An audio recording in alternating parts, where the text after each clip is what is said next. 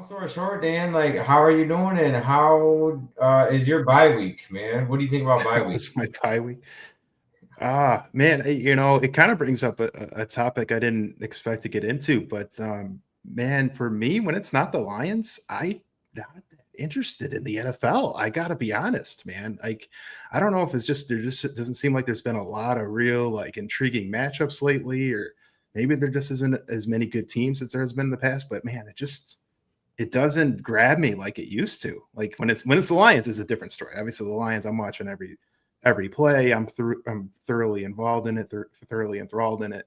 But when it's not the Lions, man, I could skip it. Honest to God, I could skip it NFL Sunday because it just doesn't grab me like it used to. How do you feel, Tom? Like, I know Well, NFL is king, but it just does. I don't know if it's just this season or it's just me. I don't know, man. It just doesn't feel like it used to. I fully disagree, man. I think that's sacrilegious. I think you should be put in jail for what you just said, man. Just like because the NFL is still going, man. Like your multiple fantasy teams are going.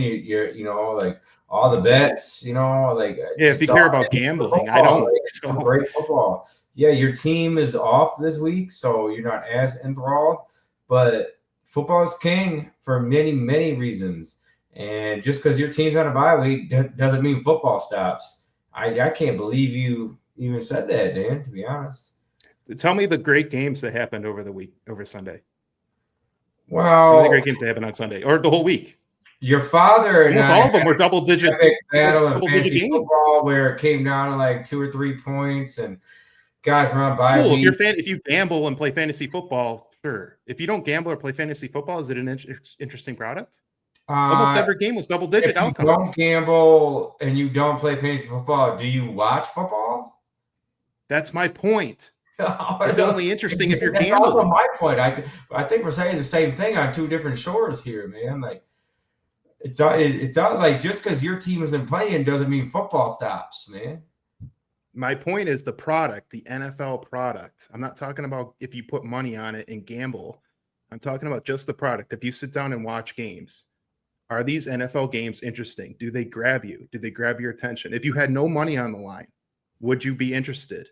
And my argument is I don't think they are. I don't think it's a great product. I think the product is down. And you look at these games, I think there's just a lot of bad teams and a lot of bad football. Like I just do. And I think that showed Well, itself in how many games were blowouts. all right, okay. I can walk that road with you because the actual product itself not that great. And I was watching. I was looking. You know how you scroll like on like a Tuesday or something like, and oh, what are the big mashups this week? There were not many, if any.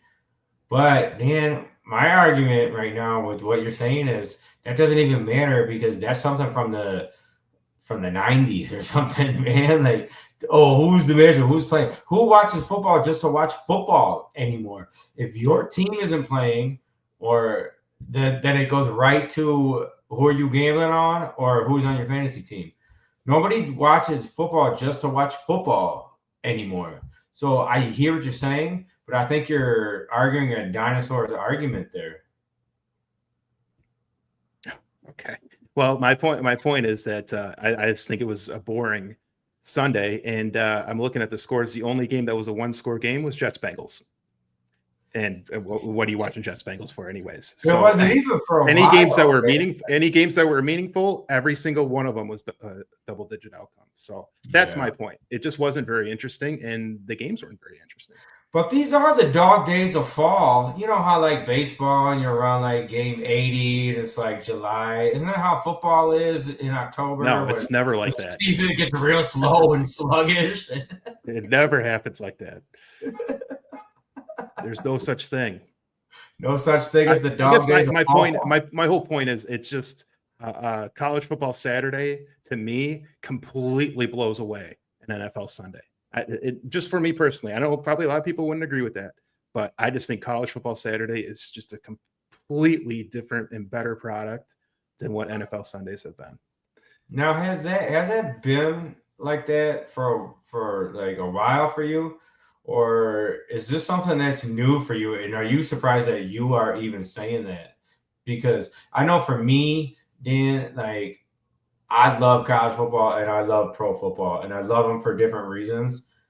Um, it's always kind of been the same for me, and it still is, even though like things do change. Like college football has definitely changed. Pro football is definitely changing. I still love them both, and I still love them for different reasons. Um, would you say that that has changed for you as far as I like think as a whole, yeah, as a whole, college, I've always enjoyed college football a little bit more, but it felt like that you had your big dogs in college football, and then you had your garbage teams. And it felt like there was a lot more blowouts in college football than there is lately. And there's just seems like a lot more teams that are involved. And I think it's just a product of parity. And NIL and transfer portal has kind of brought that in, where there's in the playoffs, the expanded playoffs, whether you like it or don't.